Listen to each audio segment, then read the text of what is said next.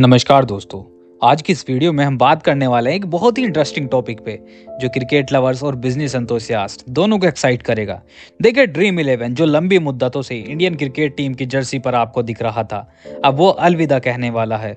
और इसके पीछे की वजह है गवर्नमेंट का नया कानून on real money online games. और देखिए, अभी 2025 में एशिया कप होने वाला है और ये देखना बेहद दिलचस्प होगा, क्या इंडियन क्रिकेट टीम बिना स्पॉन्सर वाली जर्सी पहनकर खेलेगी। पहले इसका थोड़ा बैकग्राउंड समझ लेते हैं। देखिए, पार्लियामेंट ने recently promotion and regulation of online gamings bill 2025 पास कर दिया है। और ये बिल देखो क्या है, बेसिकली ये ऑनलाइन गेमिंग्स को रेगुलेट करने के लिए लाया गया है।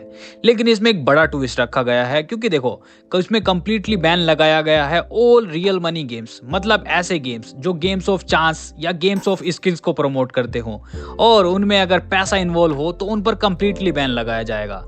और अब देखिए, इसकी वजह से फैंटेसी स्पोर्ट्स जैसे ड्रीम 11, माई 11 सर्कल, एमपीएल, ये सभी कंपनीज अफेक्ट होंगी। और गवर्नमेंट का देखो इसके पीछे कहना है कि इन गेम्स की वजह से एडिक्शन को प्रमोट किया जा रहा था, स्पेशली यूथ्स में।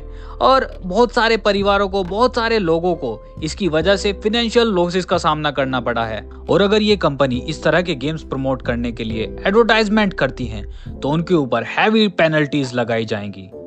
मेरा नाम है कुंवर और स्वागत है आपका आपके अपने YouTube channel the bulletin world पर। अब जरा सोचिए, ये बैन कितना बड़ा इम्पैक्ट डाल सकता है इंडियन गेमिंग इंडस्ट्री के ऊपर। देखिए, इंडिया में ऑनलाइन गेमिंग मार्केट आज के टाइम पर ऑलमोस्ट 2 लाख करोड़ रुपए से ज्यादा का है और रियल मनी सेगमेंट इसका मेजर पार्ट है। कंपनीज जैसे ड्रीम 11 जो यूनिकॉर्न बनने की कगार पर पहुंच चुकी हैं, अब अपने बिजनेस मॉडल को कंप्लीटली ओवरऑल कर रही हैं इंडिया के भीतर। और देखो, ड्रीम 11 ने ऑलरेडी अनाउंस कर दिया है कि वो रियल मनी फीचर्स को शट डाउन कर रहा है इंडिया में और अब उनका focus free to play version पर रहेगा। लेकिन देखो, ये करना आसान नहीं होगा, बिकॉज इसकी वजह से बहुत ज्यादा ले ऑफ होंगे, थाउजेंड्स ऑफ जॉब्स रिस्क पर हैं। और एक रिपोर्ट के मुताबिक इस बैन से गेमिंग इंडस्ट्री में 1 लाख से ज्यादा लोगों की नौकरियां खतरे में हैं। और देखो, इससे गवर्नमेंट को भी रिवेन्यू लॉसेस होगा, बिकॉज गवर्नमेंट को जीएसटी से काफी ज्यादा फायदा होता था इन गेमिंग इंडस्ट्री के कारण। लेकिन देखो, गवर्नमेंट का इंस्टांस क्लियर है और पब्लिक वेलफेयर में ये करना जरूरी भी था, बिकॉज हमारे यूथ इन सब गेमिंग की वजह से एडिक्टेड हो रहे थे और इजी मनी की तरफ जा रहे थे। कमेंट करके बताना कि ये करना गवर्नमेंट का सही है या नहीं, या सिर्फ ये गेमिंग इंडस्ट्री को ओवरकिल करने का प्रयास है गवर्नमेंट के द्वारा। अब असली मुद्दे पर आते हैं। देखो, ड्रीम 11 इंडियन क्रिकेट टीम का मेन स्पॉन्सर था, राइट। उन्होंने 2023 में बीसीसीआई के साथ एक मैसिव डील साइन की थी अराउंड 358 करोड़ रुपीस की, जो 2026 तक चलनी थी। और देखो, इंडियन क्रिकेट टीम की जर्सी पर ड्रीम 11 का लोगो, एड्स में एवरीवेयर ड्रीम 11 छाया हुआ था। आईपीएल में भी वो टाइटल स्पॉन्सर थे। लेकिन अब ये सब खत्म हो जाएगा, क्योंकि बिल में साफ साफ लिखा है कि जो भी रियल मनी गेमिंग कंपनीज हैं अब स्पोर्ट्स स्पॉन्सर नहीं कर सकती। और देखो, बीसीसीआई ने कंफर्म किया है कि ड्रीम 11 से वो अपनी पार्टनरशिप इमीडिएट इफेक्ट से खत्म कर रहे हैं और अब न्यू स्पॉन्सर की तलाश भी शुरू कर दी है बीसीसीआई ने। और ये देखो, ये डेवलपमेंट एक ऐसे टाइम पर हो रहा है जब एशिया कप 2025 सिर्फ कुछ ही दिन दूर है। और अगर टाइमली स्पॉन्सर्स नहीं मिला तो क्या टीम इंडिया को बिना स्पॉन्सर की जर्सी पहनकर खेलना पड़ेगा। देखो, बीसीसीआई ने नए स्पॉन्सर की तलाश में बिड्स इनवाइट करना शुरू कर दिया है और सोर्स के अकॉर्डिंग जो बेस प्राइस रखा गया है वो अराउंड 300 करोड़ का है। और देखो, पास्ट में भी हमने देखा है इंडियन क्रिकेट टीम का जो भी स्पॉन्सर रहा है उसको एक अभिशाप भी मिला है, ऐसा लगता है। याद करो, 2001 से 2013 तक सहारा मेन स्पॉन्सर हुआ करता था इंडियन क्रिकेट टीम के लिए।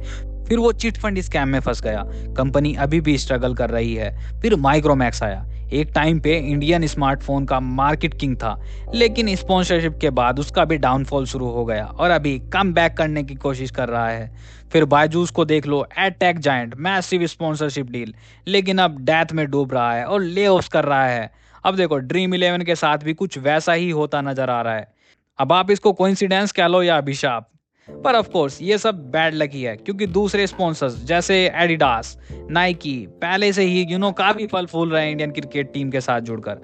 देखो, मीडिया रिपोर्ट के मुताबिक जो 2 कंपनीज फ्रंट रनर हैं स्पॉन्सरशिप की दौड़ में, एक है Toyota motor corporation, Japanese auto giant, और दूसरी एक इंडियन फिनटेक स्टार्टअप है जिसका नाम अभी कंफर्म नहीं है, लेकिन रूमर्स में पेटीएम या फोन पे जैसे नाम्स आ रहे हैं। देखो भाई, ये पहली बार होगा कि एक Japanese company Indian cricket team की मेन स्पॉन्सर बनेगी। अब आपके दिमाग में आ रहा होगा कि सर ये टोयोटा इतना इंटरेस्ट क्यों दिखा रहा है इंडियन क्रिकेट टीम की स्पॉन्सरशिप लेने में। इसके पीछे का जो रीजन है वो काफी सिंपल है। देखिए, इंडिया अब ऑटोमोबाइल मार्केट में पावर हाउस बन चुका है और करंटली हम थर्ड लार्जेस्ट हैं वैल्यू की इन टर्म्स ऑफ वैल्यू। और ट्रांसपोर्ट मिनिस्टर नितिन गडकरी जी ने रिसेंटली कहा था कि 2030 तक इंडिया वर्ल्ड की नंबर 1 ऑटो मार्केट बन जाएगा, यूएस और चाइना को पीछे छोड़कर।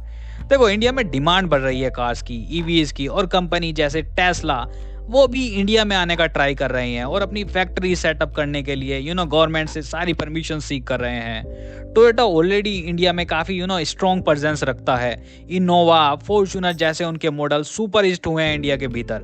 और स्पॉन्सरशिप से अगर उनको ये स्पॉन्सरशिप मिल जाती है, काफी ज्यादा एक्सपोजर मिलेगा उनको। इमेजिन करो, टीम इंडिया की जर्सी पर टोयोटा का लोगो, आईपीएल एड्स में टोयोटा, यूट्यूब पर हर जगह टोयोटा टोयोटा आपको देखने को मिलेगा। और क्रिकेट देखो, इंडिया में सिर्फ एक गेम तक सीमित नहीं है, एक धर्म की तरह है। दूसरी तरफ भारत की एक फिनटेक कंपनी इस रेस में है टोयोटा के साथ। और ये इंटरेस्टिंग है क्योंकि देखो, इंडिया में फिनटेक आज के टाइम पर बूम कर रहा है। यूपीआई, डिजिटल पेमेंट्स और लैंडिंग एप्स, हर कोई इनका यूज कर रहा है। एक स्टार्टअप को अगर इस तरह की स्पॉन्सरशिप मिल जाती है तो भारत के भीतर वो ब्रांड रातों रात स्काई रॉकेट हो जाएगा।